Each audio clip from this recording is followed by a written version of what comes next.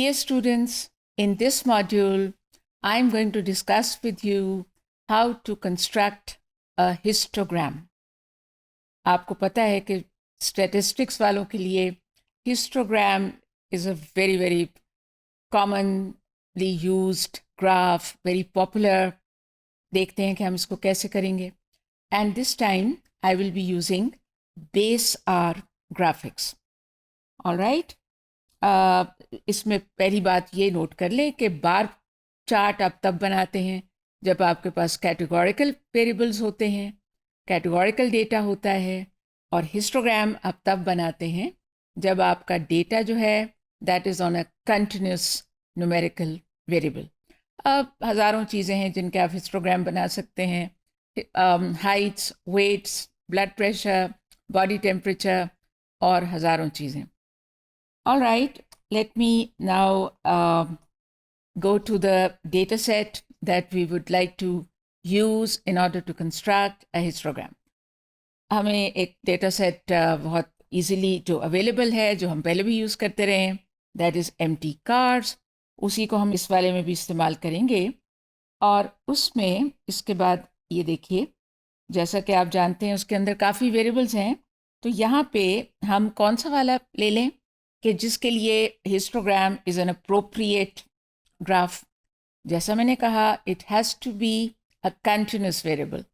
तो यहाँ पे आप अगर इस फोर्थ वाले को देखें, वैसे तो और भी हैं लेकिन अभी हम फोर्थ देखने लगे.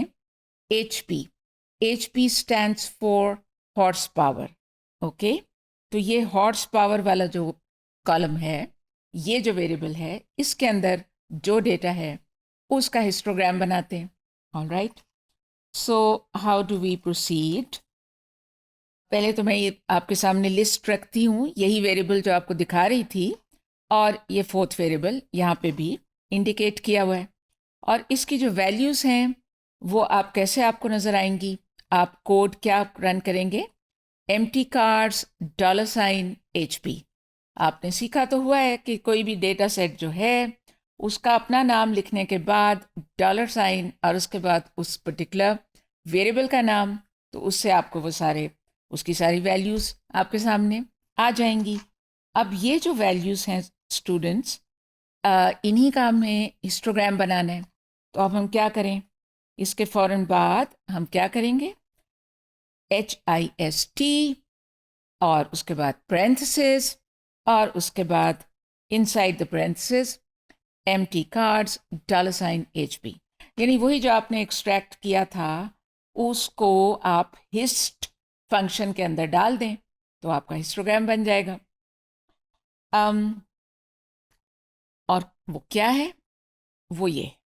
All right, it's a simple histogram जो अभी मैं आपके लिए रन करूँगी, लेकिन आप ये पहले मैं आपको दिखा रही हूँ कि this is what you get.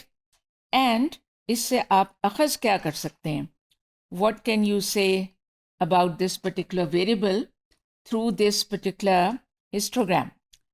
इसमें आपको ये पता लगता है जल्दी से, एक फर्स्ट इम्प्रेशन मिलता है of the distribution of the horse power measurements. और वो क्या इम्प्रेशन है, एक तो ये कि जैसा कि लिखा हुआ है आपकी बुक के अंदर, this histogram seems to be centred रफली in the range of 75 to 150. ये देखिए यहाँ पे ये 50 से स्टार्ट हुआ था और 75 यहाँ पे तकरीबन 50 और 100 के दरमियान में, यहाँ से लेके 150 तक इस रेंज में वो कह रहे हैं कि इसका जो सेंटर है it's somewhere, it seems to be here. और उसके बाद अहम, ज़्यादा दोनों ही अहम हैं ऑब्वियसली, ये वाली बात भी काफ़ी ज़्यादा अहम है कि हम ये नोट कर रहे हैं कि the histogram is tapering of on the right. ठीक है, ये आपके सामने ही है, जिसको हम अक्सर कहते हैं कि जी the right tail is longer than the left tail, then we say that our histogram or our distribution is positively skewed. ये कहते हैं ना, तो यही लिखा हुआ है यहाँ पे भी कि it is tapering off on the right, and this is known as right skewness or positive skewness. सो अब मैं ये रन करने लगी हूँ आपके लिए, ताकि ये सब कुछ आपके सामने लाइव हो जाए. Let me do this. इसके लिए first of all I can do empty cards alone, or I can go straight to that particular variable that I wanted. So वही मैं करने लगी हूँ अब. Empty cards $HP and I'm clicking on run. और देख लीजिए 1 सेकंड से भी कम टाइम लगा और वो आपके सामने आ गई वो सारी वैल्यूज़. यहाँ तो हमें कोई लाइब्रेरी लोड नहीं करनी ना, इसलिए कि we are not using ggplot2. अभी तो हम यूज़ कर रहे हैं base R. So we are not requiring any library. Okay, all right. ये आपके सामने वैल्यूज़ आ गई हैं.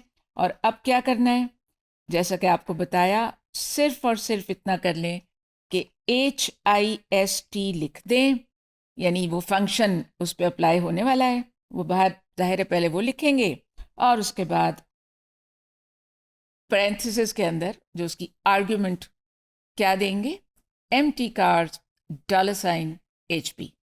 अब मैं इसको रन करने लगी हूँ and you are going to look at the bottom right of the screen. There you are.